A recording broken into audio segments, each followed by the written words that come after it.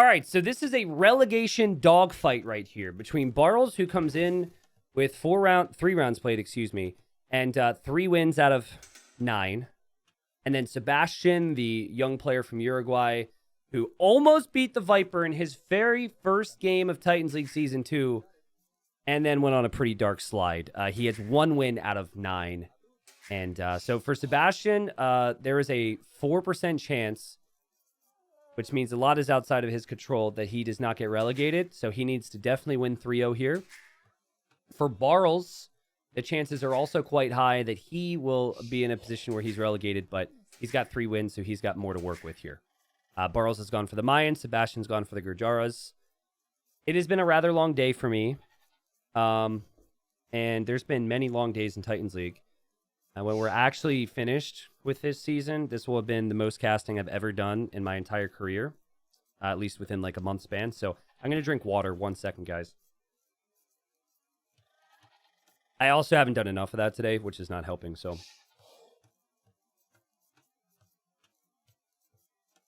thanks for the support and interest. I've had a really good time. I mean, my mind is sharp, but my body is weak, you know? Just talking with some level of intensity all the time. Yeah, it takes its toll on the voice, so. Okay. So we actually saw Sebastian play as the Aztecs against Sato in the previous round. And in that game, Sato went crazy for the Shirvamsha Riders. And it was a game where Sebastian had tried to go for Archer and Spear and then into Eagles. So I kind of feel like that Archer, Spear, Eagle play is what Barles will have to do because he's Mayans. So it's possible that Sebastian kind of learned the time windows where the Gurjaras could have success because it happened to him, right? Love the fact that he's placed his starting mill on the Shorefish as opposed to the berries. Gurjaras always place that mill right away so they can garrison in their goats. Actually didn't garrison 1 goat, which is kind of weird. But he's pushing in all of his food here, and this map is normally dominated by scouts, so I'm expecting a scout opening from him. How long has T90 been eliminated from Titans League? Since December, I think. Thanks for bringing that up. T90's reminding me to go to the gym today. Yeah, go to the gym, man. I'm not able to go to the gym today. So, guys, since I can't get to the gym today, you need to go to the gym for me, all right? The food income should be a little bit faster. I had explained, though, the milling on the shorefish is obviously quite important for all civilizations to do. Like, I'm surprised that Barles hasn't done it, for example. But the milling on the shorefish doesn't make you go up that much faster with the Gurjaras, to my knowledge. Because I think you can pull off a 19 population or 18 population rush, even if you get the mill here, just due to the extra food boost from having the goats inside of the mill and having the berries underneath the TC. So this will be the same uptime that we saw from Sato when he played Gurjaras and everybody else who's played the Gurjaras. Gold position's awkward. Berries would be very good. I mean, wood in general is pretty safe. Also has this gold to fall back to. And holy walls from Barles, man. He knows that the Gurjaras are going to rush. And he's walling up like crazy here, but we'll see if he's able to get the walls down. Hasn't left his base yet. I know that the type of player that Barles is and the type of player that Sato is just going to bring us an interesting clash of styles here today. Barles more that defensive, late game type player, much better defensively than say Sebastian is, and then Sebastian is the new wave of aggression. He and like Kingston and a couple other names come to mind from maybe even Gold League right now as far as that aggression is concerned. Well, Titans League Silver was about a month. I didn't cover Silver as much as I covered this. But basically, in terms of my energy levels and coverage, oh, quick wall? Oh. I came into this, guys, and I was like, I'm not going to cover every Platinum series. I'll cover like 50 to 60%. And I did the exact same with Silver. But then the games were just so good, and I'm just so interested in it. that I'm just like, I have to.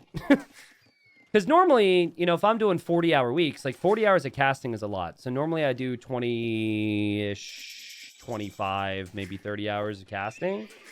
But doing like 40 plus week after week after week is a lot. And it's not even like I get a day off tomorrow and then I'm not off for like 9 days.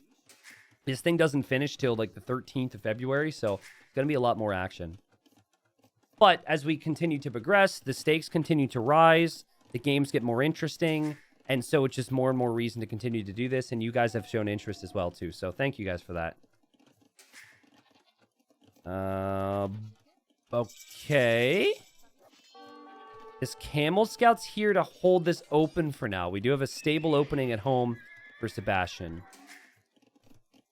And Barles just kind of walling with everything. And honestly, the timing seems right. He's going to have a Spearman here in a second. That was kind of interesting. Eagle just standing there. I think Sebastian noticed it. Yeah. Sebastian was like, I might as well kill that. I wonder if Barles could get a hill in here. Because if he can get to the hill, like right here.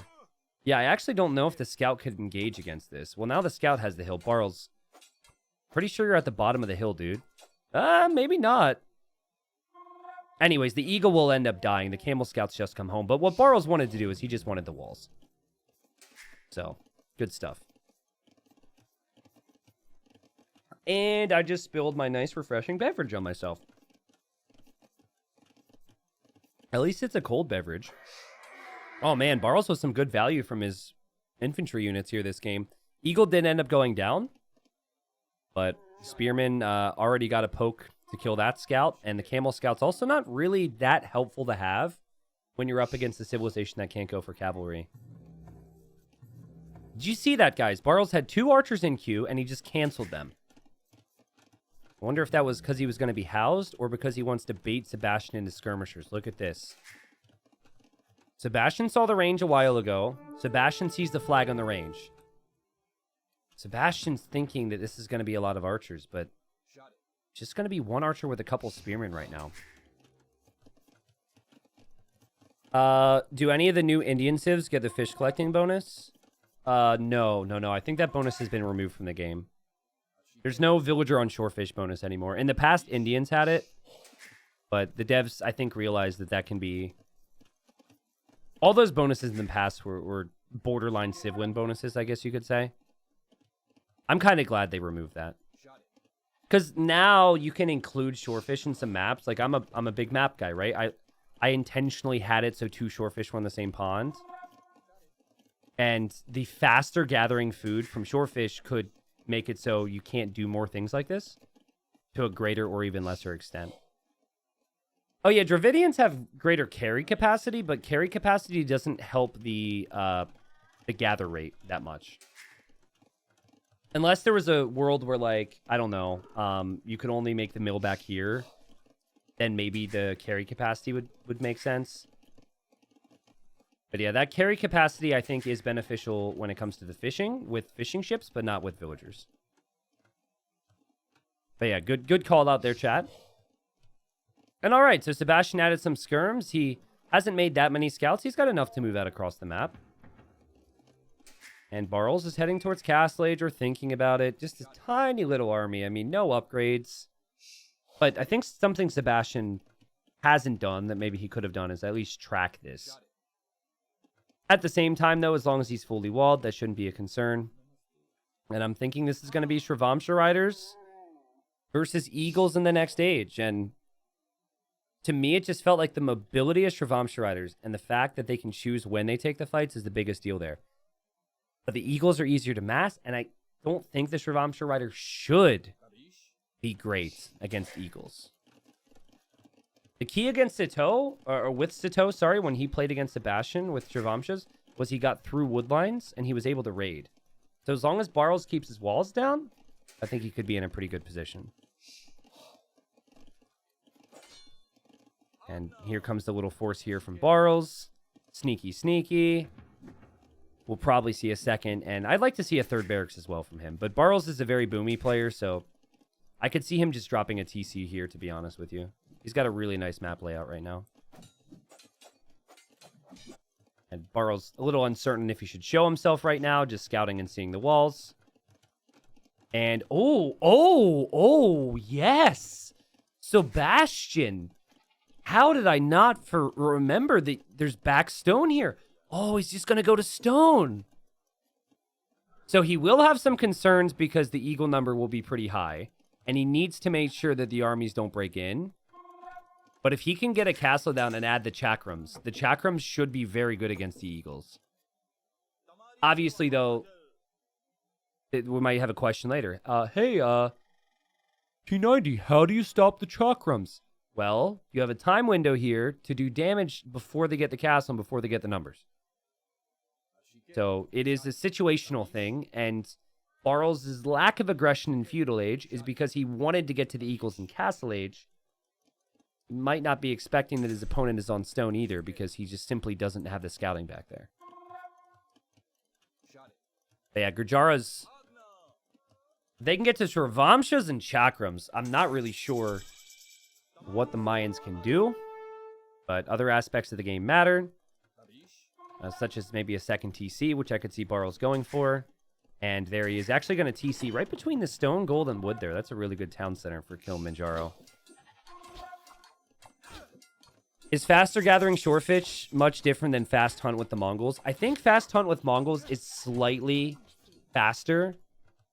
The difference between hunt and shorefish in terms of map scripting is the hunt you can't like, the hunt moves around. So the villagers do have to walk further distances for the hunt, whereas shorefish are stuck. And so that's why, like, heavy shorefish maps, your food income is just so crazy. Well, Sebastian just walling this out for the time being. His mill is weak, guys. His mill is weak. Don't lose your mill, dude. You've got goats in there. Oh, he's running with the goats! He's running with the goats! Let's go. He's going to send them to the other mill. That's smart. I don't know if he'll be able to get all of them. Oh, he's going to drop a castle here. Oh, God, dude. Oh, man. I mean, that mill only has 400 HP. The goats are going to pop out, though. The castle's not even 50% of the way up. Sebastian, just... You're going to finish your castle. Do not allow units to run into the back of your base. Okay, goats are making a run for it. They're blocking. They're blocking! Get out of the way, goats! We're trying to save your life! Okay, he's fine. He just pulls the villagers back. He should be fine. Barles knows it. Barles backs away. We also had some kills in the middle of the map. And the castle's now up.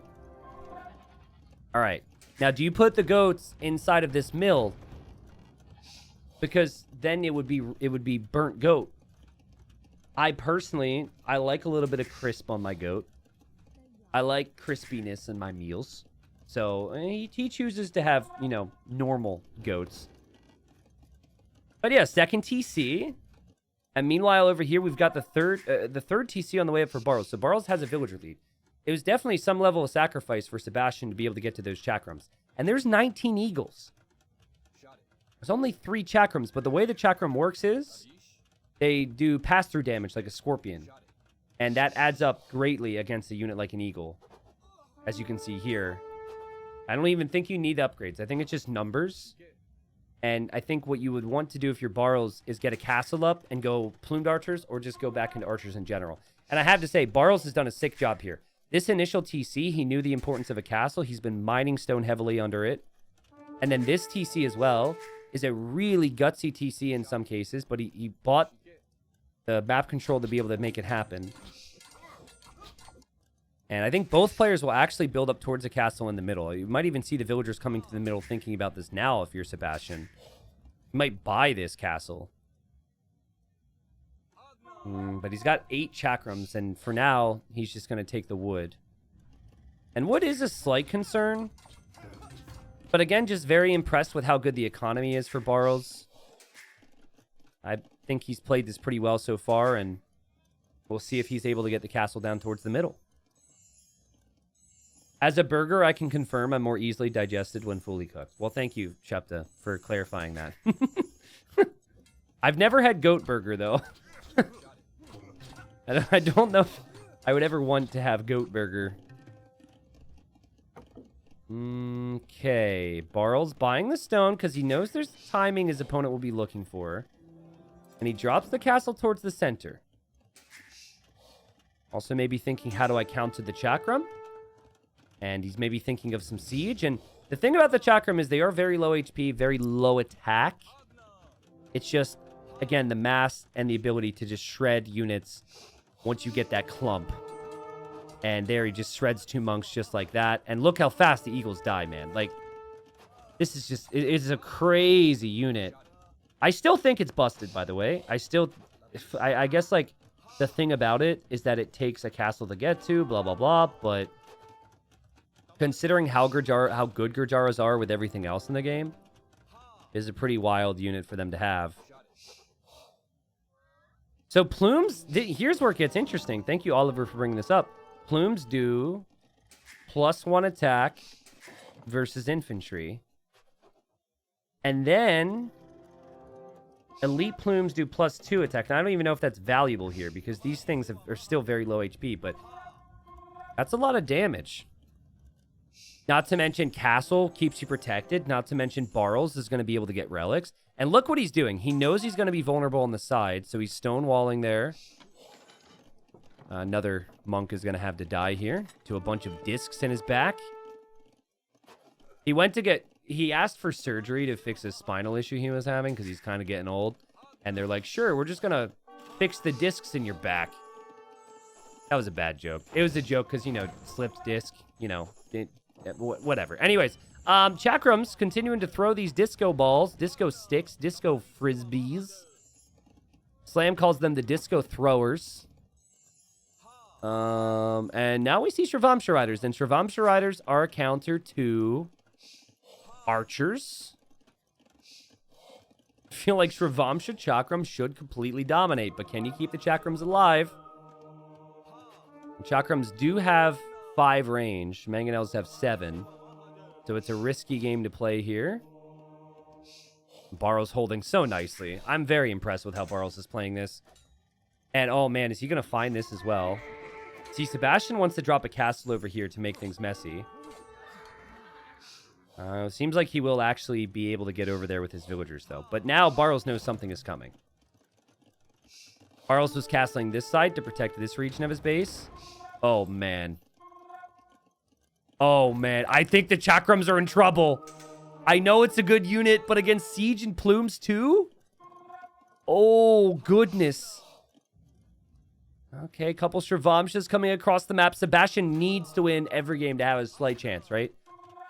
He's shown so much promise here. Oh, man. Oh, jeez. Oh, and then you could lose the Shravamsha Rider. Ah! Abandon this idea. That would be my suggestion, is just give up on it. Barles, he micros. It's good micro. He's getting conversions. The Chakrams are going down. The Shravamsha Riders aren't in high enough number to support. The plumed archers are dying, but also getting enough kills. And then the eagle numbers here. And it's just been the military numbers for Barles. It's the weirdest little combination of units you've probably ever seen. But Barles with some sick defense. And I think a lot of this comes back to the fact that Barles had his initial castle down. Sebastian would have wanted that second castle to be here. But Barles is already working his way on to castle number 3 now. He doesn't even have, like, Bodkin Arrow, but, you know, he does have some eagles. He does have the plumes. And I think the siege and the monks were a great addition as well. And now Sebastian, he's going to be frustrated. And how do you move out? What do you do without long-term hill control with all the stone, gold, and wood over here? You're also going to sink yourself deeper and deeper into this age, too. Because you have to make food units in order to defend from this.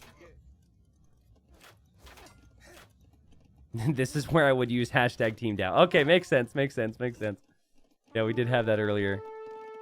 And Barles' macro is just so good, though, right? Like, you could see the type of player Sebastian is. He loves his aggression.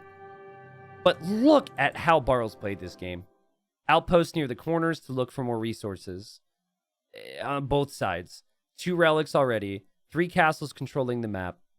Great army control for the most part. And that's why he plays up towards Castle Age.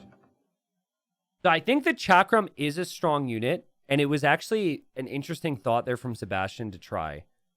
However, at the end of the day, you need a castle. And in the amount of time it took Sebastian to get that massive Chakrams, Barles was able to do everything right with his economy. And that initial TC and mining of the stone and getting the timing right on the castle is just so impressive. Barles now with 4 wins. He needs to tack on more here. Sebastian might be relegated with that loss. Might be a smidgen of opportunity. Obviously, there's still $40 per win. You want to show what you're capable of. Or maybe you want to take Barles down with you. Yeah, that could be a part of it. Just say, fine, you ruin my chances, I'm going to ruin yours. I think Sebastian would do exactly that if he were to win the next 2 games. All right, so Byzantines for Barles versus Britons from Sebastian. All right, I want to show you guys, and I might be talking him up too much, but I want to show you how clean Sebastian is with metagames on Arabia. Remember that game? The Viper fell behind. It was the first individual game that I uploaded from Titans League, I think, to the main YouTube channel. And it was one of the most Viper-esque comebacks you'll ever see. But Sebastian just out-meted Viper and got so far ahead of him. And, you know, unfortunately for him, he lost that series 3-0. And then after that, he lost another series 3-0 and then was just in this downward slide. Eventually then lost his 3rd series, but lost that 2-1. And again, he still finds himself here just needing wins, right? Barles is a good civilization. Byzantines, like, you can kind of pick Byzantines going into most maps and know that they're not going to be bad. That's kind of the nice thing about them. They can be great against Britons. They can also be great against Franks. They can also be good against the Mayans. Like, if you don't like to be countered, try Byzantines. They don't really have any civs that counter them. They are the civilization of counters. However, the weakness is they don't have an eco bonus. It's just very cheap options, very good ability to play defensive and play towards the late game. So, you know, what I expect when I see Sebastian is very fast early drush play with lots of early militia, followed up by archers, which is what he had done in that game I mentioned about with the Viper. Or the complete opposite, and it's just fast feudal. So instead of early pressure in Dark Age, we're rushing towards feudal. And I wonder if we're going to see a build that people have been doing, particularly in team games, where you skip the mill and you just go early mining camp. I actually wouldn't like the idea of going fast archers against Byzantines. I think that playing into man-at-arms against a civilization that has cheap spearmen and skirmishers is almost a must, because you don't want to just open archers and then have them scouted and say, oh, great, I'm going to go skirms. What are you going to do now? The man-at-arm pressure can be very valuable. But I wouldn't even hate the full scout play either for Sebastian. And just 2 on wood. Most build orders require 3 on wood. He's just deciding to skip that to get a little bit faster food income. And at least at first glance, it kind of looks like a scout build here. People used to go scouts with Britons all the time. These days, people don't really do it. But yeah, Britons have great archers, but I feel like scouts into archers can be very effective.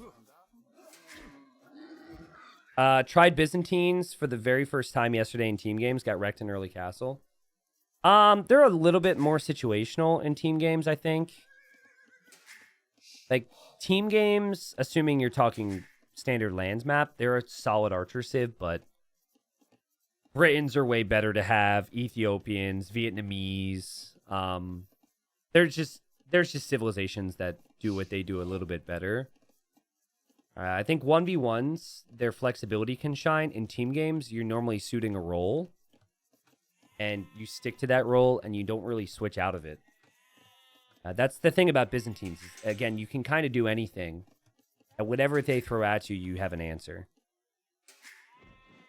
All right, so lumber camp here for Sebastian. I think Barles will see that and be like, wait, what? He's up already? Okay. And Barles actually has had this barracks sitting here for a bit. He's going to build that barracks or what? I'm going to assume he thinks that's being built right now and he's doing other things. And now he sees it. Finding the gold right now is extremely important if you're Barles. If you don't see the villagers on gold, you're going to know this is a scout build. And you can just play into some spearmen. Who was playing Mayans last match? That was Barles. All right, looking around for the golds. Looking for the gold. And, wait for it. No villagers on golds. Makes you think a little bit. Good scouting from Barles. And he'll get Town Watch for free in the next stage, so lots of vision. He'll probably aim to wall. From what he can see in his base, he's got a really nice base if he can get the walls down. Holy crap. Holy cow. Yeah, both of these golds being in the back would be super helpful against the Britain range later on. And the food count's certainly going to be there for Sebastian. And there he is with his stable. He knows Barles is around here because he had seen Barles as scout. He's looking to find that right now. And I'm not really the biggest fan of that. I think he's trying to get an edge. I would have preferred to see him try and stop any walls that Barles might go for.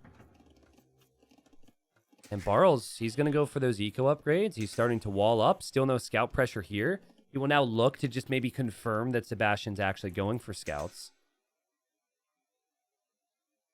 Looking around, only seeing the barracks would confuse me, and now he sees the stable. Man, his scouting, guys, is so good. Like, players like Barles, players like Doubts, Valis maybe, like, these are players that I think show, and believe me, they're fast, okay? So mechanically they're sound, and they are quick. I'm not trying to call them slow. But they don't have a crazy amounts of, like, the crazy nerd micro that you might associate with a lot of, like, other pros. And it just, they do the basics so well and so consistently. Like, yeah, he just knows. He knows it's a scout build. And so he just happily just defends his walls. Meanwhile, his eco's looking really strong. And now you maybe start to worry a little bit if you're Sebastian. And this faster scout rush isn't really going to accomplish much. But obviously Sebastian as well will also see that it's just spearmen. So he will at least know, or try and confirm anyways, that his opponent's most likely not going to be going for any, like, archers or anything. Or even skirmishers right now. Yeah. I think it's very easy to, like, for the fundamentals and the basics of scouting and economy to just get very boring, I guess, after a while. So it's very easy to just not get impressed by that stuff. But scouting is still what stands out to me. And, I mean, his eco, again, looking very strong as well. Not looking bad for Sebastian. He's currently got 11 farms. I can't count. Over here, you've got 10 farms. But if you think about this matchup, Byzantines, they want to rush towards castle. That's where Byzantines feel the strongest. I think you could argue as well that the longer the game goes, the better Byzantines get. But I really feel like castle and early imp is where they're the strongest. Once you get past that point where a lot of other civs eco bonuses have been used, like right now, Britons, they've used their sheep bonus already. They don't really have another eco bonus to work with.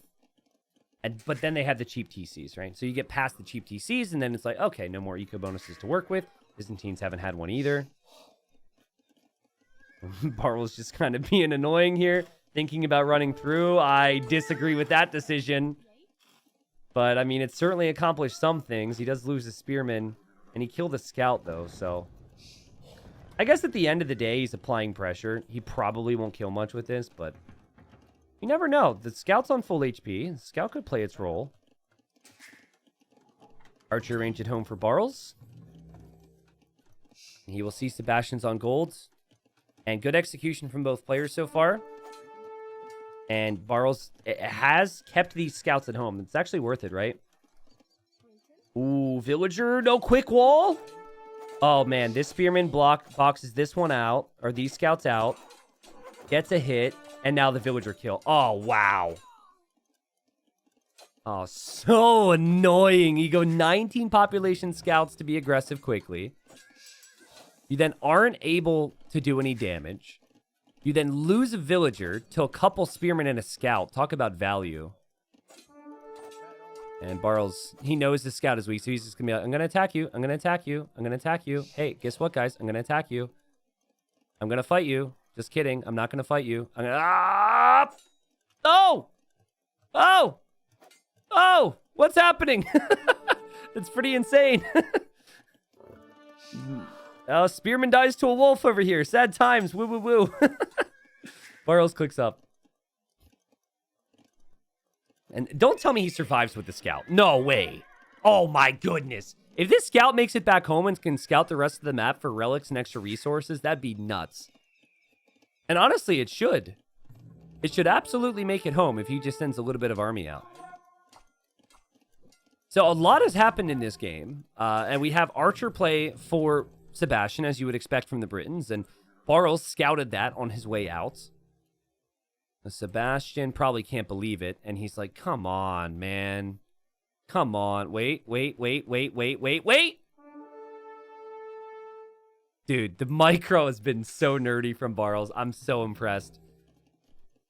Also, not showing the fact that he has skirmishers here, too. Because he could have popped out with the skirms there and moved forward. It seems like he's just waiting around. Which is precisely what I would do if I know my opponent was that committed. Just wait it out. You want them to overextend. Again, this is a big relegation battle. Barles seems to have the confidence right now. But Sebastian's looking. It's been an interesting scouting game. He's looking, but wasn't thorough enough. Didn't see the range. So now he moves forward. Maybe thinking, okay, Barles doesn't have army. A stable as well. What? I guess he's maybe thinking that Sebastian is expecting to see... Yeah, he's probably expecting knights or something. Because the stable's up there. So yeah, maybe he's thinking camels. Okay, scout goes down. Barles, however, doesn't see where the army is right now. He seems to be just scouting the rest of the map. Didn't track where this army went. This is a dangerous situation, this hill. Oh man, these villagers could get sniped. A TC and TC for Sebastian. Insta 2 additional TCs. Britain things for you. Now, no Bodkin. If he had Bodkin, he would have killed villagers here. You see the differences that can change games, guys. That could have been 2 villager kills if he had Bodkin. Instead, he opted for the knight. Probably clicked it, thought he had it. Now he's just going to live without it, and he runs away. Because now these skirms are going to go hunt all of that down. A TC number 2 for Barles up on the hill. I like the spot for it. And I've been liking the trend of the game. Just scouting, positioning, scouting, positioning. I'm going to look at their vision a lot more. Jamie, if you love an underdog story, you could go for either player here. I think if you want a player that you can root for that has a realistic chance in terms of the group standings, you probably want to root for Barles here. And I say that with no disrespect to Sebastian. It's just like, I think Sebastian has to win. The real underdog story is Sebastian winning these 2 games and then 3-0ing his next opponent. That is still possible for him. And then he has to hope that other people don't get good results. So the true underdog story is Sebastian. The maybe realistic underdog story, maybe Barles. Barles obviously more established on the pro scene. And he's going to pressure this hill here. 12 skirmishers on the map. Thinking about maybe the ballistics upgrade. And this is the thing about Byzantines. They don't need as much eco to back up their push. So this type of 2 TC style isn't completely uncommon for them. And the thing about the Arabia version that we use is there's a lot of hills that are surrounding crucial resources in the long term.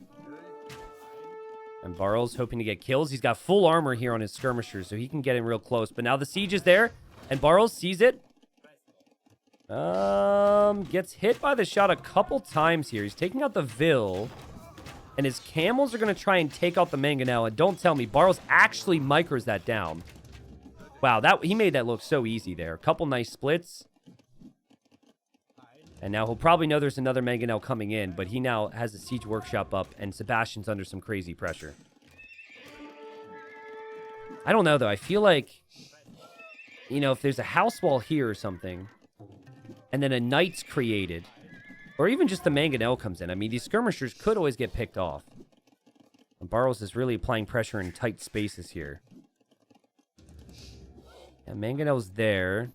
A couple villagers have gone down. Also, extremely difficult to macro and add economy when you've got these skirmishers sitting here. Okay, there's the Mangonel. Camel's weak. God, I'd be so annoyed right now if it was Sebastian. This is the weakness, though, of sometimes dropping the town centers too early. because you're not playing towards good army control. And good army control allows you to have even a superior eco when you're on fewer town centers. These skirmishers are getting some nice hits. Barles is still being an annoying little monster on this hill. And he will eventually lose these skirmishers, but he gets another massive move in this game. Oh my goodness, dude. This guy's pressure is wild. Makes it look so easy. He'll have monks, he'll have skirms, he'll have siege on this hill, and this TC, I mean, it's likely it goes down here, because uphill hits do not kill a mangonel with a direct hit. Because your opponent's receiving less damage because of the hill. Attack rounds here. Barles, he tries it. He now brings in the camel. He's dodging more. Here you've got crossbows. Mangonel here goes down. Crossbows going for this mangonel. Villager has to repair. This is crazy. But it feels like taking out those mangonels is the key. Barles hasn't... Has he lost one? I don't know if he's lost a single one. He realized this hill would be the way to pressure. He maybe expected Britons, who knows, but he picked Byzantines, which is the safe option, at the very least. Again, I'm just so impressed with his micro. Trying to save this monk on this side. Ends up losing it in the end, I suppose, but it was a good initial dodge. Repairing the mangonels, so he doesn't lose those mangonels. And TC is just under siege, man. Look at how fast your wood disappears when you have to repair TC and make crossbows and make siege. Oh, man. Sebastian's just getting melted here. Guys, Barles looks insane. But, like, his play this game was, like, it was so confident. And maybe that's part of it. Like, maybe he looks at Sebastian. He's like, oh, you got promoted from Gold League. Ha, I'm a Platinum League player. Ha. Like, he's been around longer. He's been in bigger moments. He's just more of a seasoned pro. But, dude, he saw it was going to be scouts. He played defensively perfectly. He then knew it was going to be crossbows. He played into the skirms. He protected his villagers and got the position going forward. And for Sebastian, he fell back to the town centers, but ultimately didn't have any control there. And you could say, you know, Sebastian needs to play towards the civ strengths and open with archers, but then there's always Byzantines on the other side. You could say a lot of things, but I think the main thing for me is Sebastian didn't have Bodkin arrow on his crossbows, and he didn't really have a lot of knight support. Because if you look at the army's early castle, let's go like 20 minutes. Okay, so right now, he's got 1 knight, no upgrades, and he's got 11 crossbows without Bodkin. That's just not enough army. You got to be more aggressive than that. So I think, like, players oftentimes are adding economy, but the key is you're adding army consistently as you're adding economy. So just watch. Like, I'm just going to do a quick fast forward. Just look at the army. Not producing really anything. Was producing skirms, spearmen, camels. Not really producing anything. Producing skirms. Now kind of producing. Always producing skirms. Like, Barles was just more... He had more production on the map, and he was more active with it, and also even invested into more upgrades. Going for the ballistics early. Going for the blacksmith upgrades too. So that might put Sebastian out of reach now of possibly staying alive. Again, it will depend a lot on what happens in Group D. But if Barles gets this next win, Tato could be scared. Veleza and Sato, all those players in Group D, with the exception of Viper, could be scared that they either somehow get pushed into a relegation spot if they don't end up getting a performance in their final round, or that they don't make the playoff stage, which means getting top 3, obviously. So, hey, we actually have a Polish player playing Poles. Let's go, Barles. Yeah, national pride here, Mr. Barles. I don't know if there's anyone from Poland watching, but okay. What civ would we be talking about with Sebastian being from Uruguay? I mean, maybe we've seen that as well, but yeah, okay. It's a bit more clear. Poles here for Barles. This is his home map. However, I have felt as though the Poles are just not as strong as the Turks or the Burgundians. Burgundians were banned, so that wasn't really an option. But I'm interested to see how Barles plays the poles here. He's a very good eco player, so. But yeah, Polish bonuses, all about the farms, and then they do bring in gold income when they mine stone. And that's going to be the thing I'm curious on, is will Barles actually mine stone with his fast castle? Or is he going to do what I've seen Yo and other people do and just not take the stone at all? Because the golden, well, not at all, but like in the early stages. Just because the bonus isn't as strong as it used to be. And by the way, I think it was a really nice nerf. You still get a lot of resources with the poles in all these different ways. But getting 50% gold income from whatever stone income you brought in just seemed a little too extreme for me. Look at this. Building the houses around the TC. Because with the poles, you always want your farms to be around bulwarks. Because of the food boost. And then we've got Turks on the other side. Well, you've got two options. And I think both could be solid. You have the meta option, which is go for light cav and compete for the map. Or you have the YOLO option, which is a lot of Janissaries. I think the YOLO option might actually be preferred from the arena player's perspective. Like, if I were to call in Draken, right? Draken might say, yeah, that's what I would do. But I don't know if that suits Sebastian. I feel for Sebastian. I really do. Like, Group D is so stacked. Tato, Veleza, Viper, Sato, Barles, and then him. Like, I've seen a lot of games. I do actually feel like Group D was actually the toughest group. And I think the big reason for that is because Sato was a promoted player. And Sato, he's not playing like a player who ever really belonged in gold. Though we had to find his starting spot when we had started the whole league. So you just got, like, one more top-tier player there. Because, like, Sato on his day could be top 10. Which is the same for Viper, the same for Tato, and the same for Veleza. But, you know, he's got one win, and he's hoping to get more than that, obviously. But odds are for Sebastian, he will most likely be back in gold for the next season. Why can't you just feudal rush against Turks in Arena? You probably could with the ranked version, but the tournament version we use has 1800 HP stone walls. So if you were to try and rush down the walls, it would just take way too long. And they would just kill you when you're stuck outside the walls. But yeah, you could realistically probably do that on the ranked version, which has 1080 HP. Which is the amount of HP that Feudal Age stone walls have in general. Which is why it is that way in the ladder version. That's the balance. But this is most tournaments now are using a modded version. Because they don't want the tower rush potential. I think the tower rush potential is good for the map if it's not a tourney, because there's a variety of different civ matchups. And realistically, if you're looking at top tier arena unranked games, there's just certain civs that just destroy other civs. And so if the tower rush wasn't a potential, I think that it would just make the map worse. And that's just speaking from like the top level, right? Not to mention that I think like a really successful feudal rush is probably tougher for mid to lower elo players to execute on, so. Buffing wall HP to the point of making feudal totally unviable is really annoying.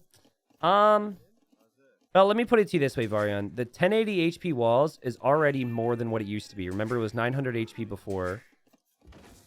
And I feel like even the 1080 is like, it's like kind of iffy. But I think for the type of map Arena is, from a tournament perspective, again, like being the host, I just didn't want tower rush games. Like, that is not really what the map's about.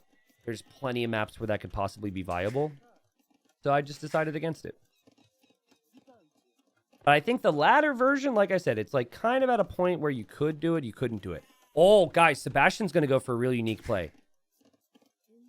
Who tried this recently? It was,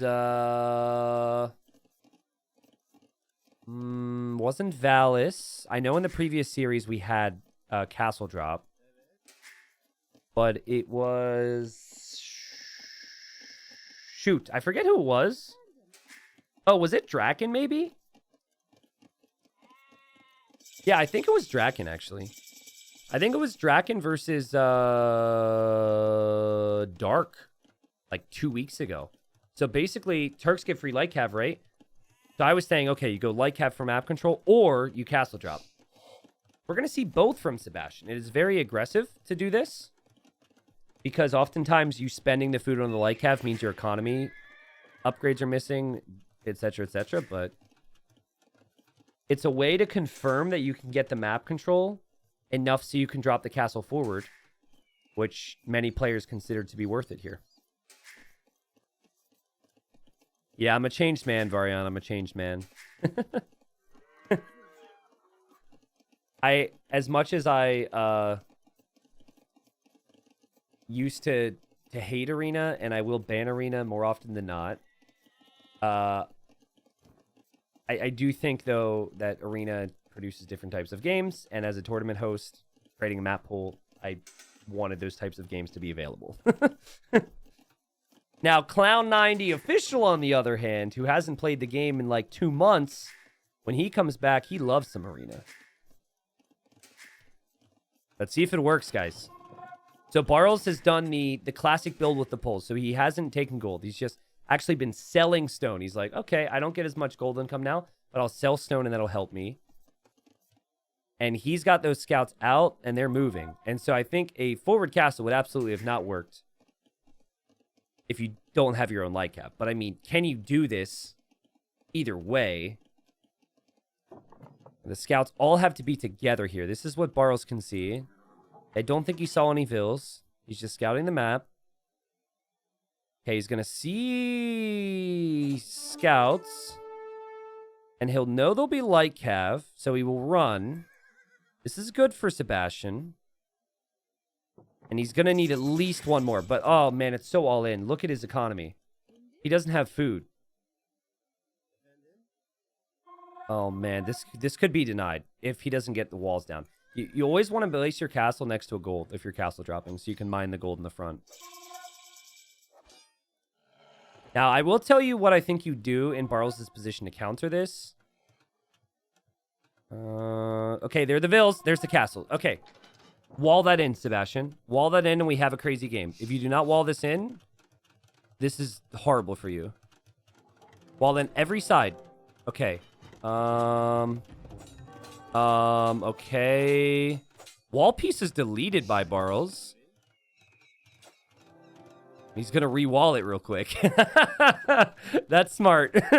That is really smart. So the plan has worked so far for Sebastian. He's been able to get the light cav to secure the map. How's his economy looking? Not great. But okay, I think the right play for Barles here is wait for a castle if you can. It's not easy. Wait for a castle, drop a castle here, and then go fast imp. So it's so important for Sebastian to break in fast. And then you might not have the stone if you're Barles. Like, we might see him panic and selling food. Yeah. Selling all of his food and buying stone. He knows he needs that castle right now. Getting loom as well. Like, he's got to drop this bad boy fast.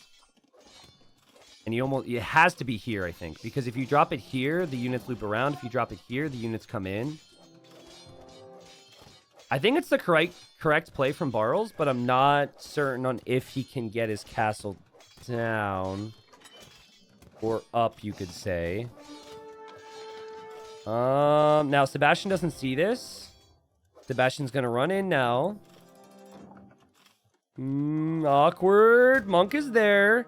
And ultimately, if you're Barles, you just need your units to buy you time. And that's precisely what happens. Okay. I'm really excited to see how Barles plays this. I think he's played it really nicely so far against a really tough strategy to stop. He did lose one vill, but he will complete his castle. Nice splits from Sebastian to get away. Okay. You have two options if you're Sebastian. You ready?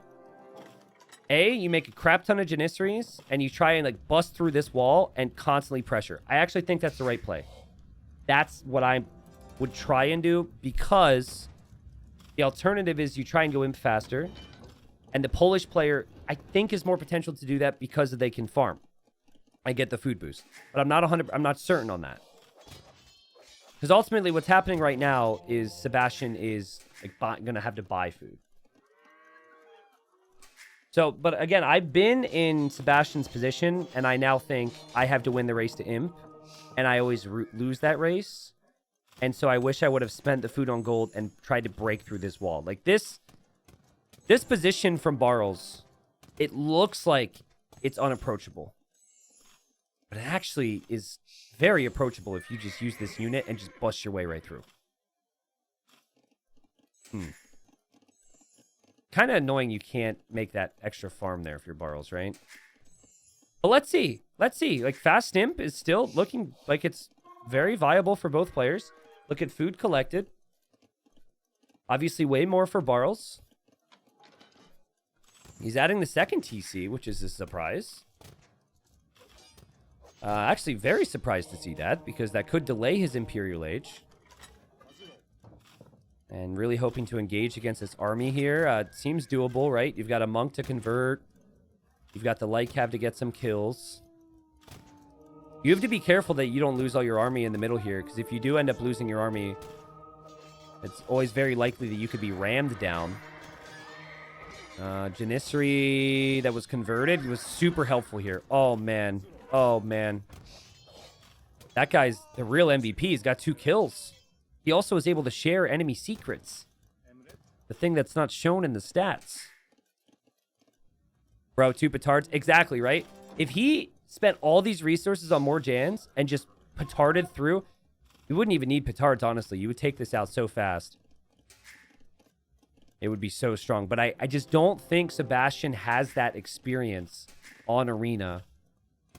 And he hasn't encountered this type of defensive play against it that frequently. He still was close to Imp. He still felt like, well, that can work well for me. And maybe it can, right? If he can get some bombard cannons out, because that's something that Bartles won't be able to do immediately. But Bartles will have the eco lead. Bartles has done an impressive job to defend from this. Has made it look way easier than it actually is. I can say it, but in order to do it in real time, when you're under pressure and the stakes are high, and you kind of need a 3-0 here, is something completely different. Okay, Monk's trying to be sneaky for a relic. Every relic counts. Barles saw there were units there, though, so backs away. Sebastian didn't actually notice that. And Barles sees that monk. And there needs to be a siege workshop on the front for Sebastian. You making a treb is obviously great, but you also want to have bombard cannons. I guess he's just going to go 2 castles. I don't know. Bombard cannons is a must, right? Like, if you don't have a siege workshop, what are you doing here? There you go. Monks grouping up together here for conversions. We've seen him before. The monks do have 1 more range than Janissaries. They're still really fragile units, though, and 1 got picked off there. Okay, so 1 treb and 1 bomber cannon for Barles. He's going to go stables. You could maybe make enough army to take out the trebs and bomber cannons. You could be okay. But he can't really research his unique tech because he has to make trebs here. But Barles still just making light cav. No blacksmith upgrades. Doesn't even have a blacksmith. But it is, you know, he's not up against someone who doesn't really have that much army right now. So he's hoping just straight light cav is good enough. And it's decent enough, right? It's certainly better than nothing. It does feel like he needs something. Good kills, actually. Okay. Bombard cannon and treb versus just treb. Sebastian's fast imp is giving him a real shot here. And 2 castles is interesting, because he will also want to repair. But it feels like he's got the stone income for that. Love the house. That will allow him to sit in the choke and kill the light cav. And now the bombard cannon should try and take that treb. Sebastian's got a great shot here. Barles doesn't have much more than just that treb. And just that castle. Oh, man, you've still got a micro, your Janissaries as well. Honestly, I wouldn't even move them. Just, like, sit them there and just pay attention to everything else if you can. Okay, now he's got to repair the castle. But he's going to have 2 bombards soon. He's about to have 2. He should be able to take out one of these trebs. But the Lycav are going to be there to annoy and distract and snipe. Neither player's mining stone. You can't make it up. Maybe a situation where both castles go down? Repairing the trebs here is Barles. Oh, Sebastian, dude, you've got to take that out, man. You can't let the trebs get another volley off. Oh, no. There he goes. Get him! Get the trebs! Get him! Oh, he's going to get him. He's going to hold. Oh, he's going to hold. He takes out the castle. He keeps his up. That's huge. The fast imp is paid off. And Barles has to go back into his base, but what does he make here? Look at the economy, by the way, for Sebastian. This is not the prettiest eco ever. Just lots on gold and wood. Dang. And now he doesn't need to make trebs anymore, so now I can just go for the Janissaries. Wow, very well played. He's also going to get his relics here. And remember, this is potential, like, sabotage, you could say, right? Because Sebastian's likely relegated, but the other players in question include Barles. So Sebastian's like, yeah, I'm going down, but I'm going to take you with me with this strategy here. And just barely was able to hang on here. And now the beautiful thing about the Janissary is it's so good on its own without upgrades that might be all you need to accompany the bombard cannons. Barles is still just making light cav. And yeah, his Treb gets sniped there as well. Forgot that one. Falling apart here. TC will go down. Like, yeah, 73 villagers. Sure, lots of food income with the polls, but how good is that really going to look here if these Janissaries continue to get massed? Dang. So close, though, right? It was very close. And you now see why that fast imp is chosen. That bombard cannon always makes the difference. The free chemistry. Barles just felt like maybe the second TC, maybe he just needed more army. Didn't feel like he really had the best unit choice. This unit's so effective. Janissary. 8 range for a Castle Age unit, 17 base attack. Sebastian taking his time here. And he knows that he just needs to park next to his siege. As long as he doesn't lose his siege unnecessarily, he should win this game. Also should get all the relics. And he's not that far behind in economy, right? It's not like he's 40 villagers behind and Barles has the potential to make so many more units than him. This is kind of interesting. I'm not sure. Lycav trying to, act like they were leaving or something there so they could come in and take the trebs. And so Sebastian will lose some of his trebs, if not both those trebs, but he will also be able to take out Barles' trebs, and Barles can't make more. Sebastian can make more trebs. Sebastian won't even lose this treb. Sebastian's going to win this game. Dang. Okay, so Sebastian will have 1 series remaining. What a great strategy from him. It was like so close, man. That game was like back and forth. I think Barles can defend this. I think Sebastian can do it because the defense from Barles was great. He didn't lose any. I think he lost 1 vill getting the castle up. His imp time was competitive. He knew exactly what was coming. He had a great game. They just still couldn't end up dealing with that pressure. But again, Sebastian now has 2 wins. 1 more series yet to go. I believe that series is going to be up against Veleza. He obviously won't be the favorite there. Still looking rough. I don't have all the data in front of me, but still looking rough that Sebastian can somehow save himself. But he would probably need a 3-0 for Veleza and then a couple other things to happen for him to have a chance there. But I think it might even be impossible. For Barles, though, he now has 5 wins. And you ready for the crazy stat? Barles has 5 wins, which is level with what Veleza and Sato have, though Veleza and Sato have 2 more sets. That's where it gets tricky. And then he has 5 wins, which is 1 below Tato. And Tato only has 1 round remaining. So, Group D, with that result there, very spicy. And the crazy thing, too, is like, you say those things about Tato, for example. Kato not even like getting third place or up would be pretty crazy. So again, you got first place in the group. They get a bye into the quarterfinals come the playoff stage. Second and third place, they go into a round of 12 against other, like second place players will play third place players. Third place players will play second place players in a round of 12. Fourth place players stay alive for the next season. And then fifth and sixth go down. Just as a reminder in case you guys forget how that all works. But that game there was really good because it was a game where I think both players played really good. And we just got to see a clash of strategies. Like, I don't think Barles made many massive mistakes. Sebastian had to do a lot of things correctly to get that to work. Had to add the light calf. Had to have the walls down. Had to bust through. Had to get the fast timp in.